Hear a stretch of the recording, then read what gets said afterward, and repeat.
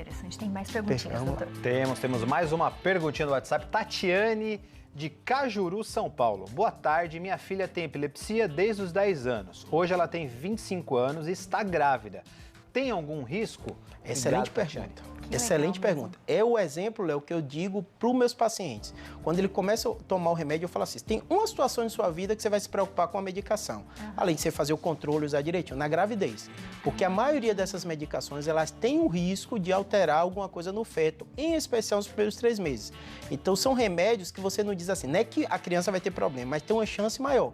No caso dela, deve estar com obstetra, ele está controlando o nível e o médico vai balancear o risco versus o benefício.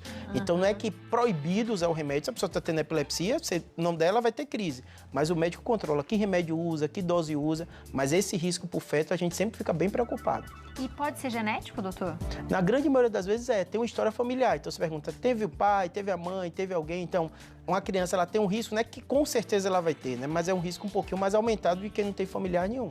E aí, esse remédio, ele só pode ter alguma preocupação nesse momento, depois não mais? Depois. O que acontece? Todo remédio que você toma, pode ser qualquer um, ele é metabolizado no fígado, os rins, então tudo isso o médico vai acompanhando anualmente. Mas, de um modo geral, são remédios, eu falo para os pacientes, é uma das doenças mais antigas. Pra você ter ideia, na Bíblia, se você ler, tem várias citações de epilepsia, então é uma doença comum, muito antiga, e os remédios são muito antigos. Os clássicos, todo mundo fala, Idantal, Gardenal, então é remédio da década de 60, 70. Então são remédios muito validados. Hoje está mais moderno, menos efeito colateral, e são remédios muito seguros, porque normalmente a pessoa usa uma vez, quando tem mesmo epilepsia, e pode ter que usar até pelo resto da vida.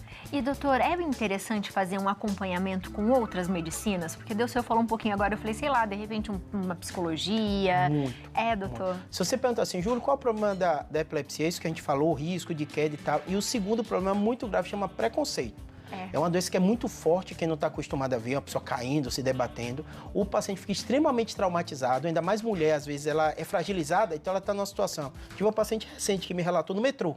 Ela falou, Júlio, não é a sensação, eu já tive outras vezes, mas a sensação de repente, você está seguindo sua vida, daqui a pouco dá um apagão, você acorda, todo mundo ao seu redor.